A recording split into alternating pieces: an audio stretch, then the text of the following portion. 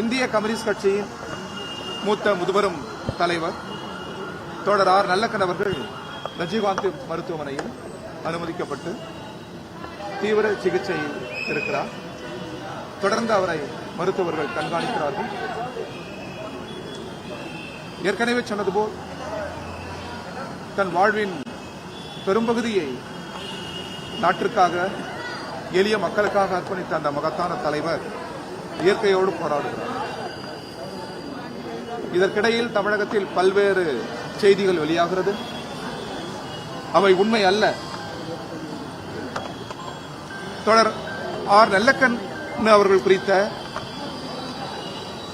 மருத்துவமனையின் அறிக்கை வெளியான பிறகு அதிகாரப்பூர்வமாக இந்திய கம்யூனிஸ்ட் கட்சி முறைப்படி அறிவிப்புகளை செய்யும். அதுவரை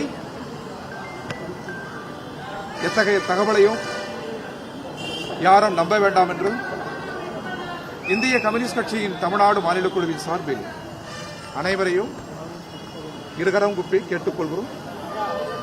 தமிழ்குரு நல்லுலகம் அவர் மீது கொண்டிருக்கிற அன்பு அனைவரும் அறிந்தது. எனினும் இது மருத்துவம் சம்பந்தப்பட்டது, உயிர் சம்பந்தப்பட்டது. மருத்துவமனையின் அதிகாரப்பூர்வமான அறிக்கை வருகிற வரை இந்திய கம்யூனிஸ்ட் கட்சி காத்திருக்கும். இந்திய கம்யூனிஸ்ட் கட்சியின் அதிகாரப்பூர்வமான அறிக்கை வருகிற வரை தமிழ்குரு நல்லுலகம் காத்திருக்கும் என்கிற நம்பிக்கையை பதிவு செய்து கரங்குப்பி முடித்துக் கொள்கிறேன். அதிகாரப்பூர்வ அறிவிப்பு சார், மருத்துவமனையில் தீவிர சிகிச்சையில் இருக்கிறாரு. முடிவுகள் எவ்வாறாக இருந்தாலும் அதை அறிவிக்க வேண்டியது மருத்துவத்துறை. எனவே அதுதான் அதிகாரப்பூர்வமான அறிவிப்பாக இருக்கும். கட்சி என்கிற முறையில் அந்த அறிவிப்பு வந்த பிறகுதான் நாங்கள் வெளியிடப்படும்.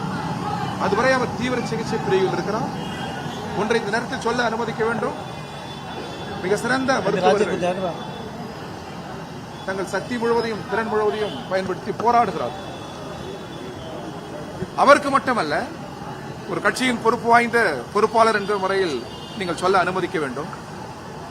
அவர் கட்சியின் பெரிய தலைவர், நாடறிந்தவர். ஆனால் அவருக்கு அருகில் இருந்து சிகிச்சை பெறுகிறவர்கள் எளிய மக்கள், கிராமங்களில் இருந்து வருகிற முன்பின் தெரியாத முகம் தெரியாத எளிய மக்களுக்கும் அதே சிகிச்சை பிரிவு நல்லக்கண்ணுக்கு எவ்வாறு போராடுகிறார்களோ அதே போன்று அந்த எளிய மக்களுக்கும் மருத்துவர்கள் போராடுவதை நினைக்கிற பொழுது தமிழ்நாட்டில் இந்தியாவில் இதுபோல ஒரு மருத்துவமனை இல்லை, இதுபோல ஒரு மருத்துவர்கள் இல்லை என்று சொல்ல தோன்றுகிறது.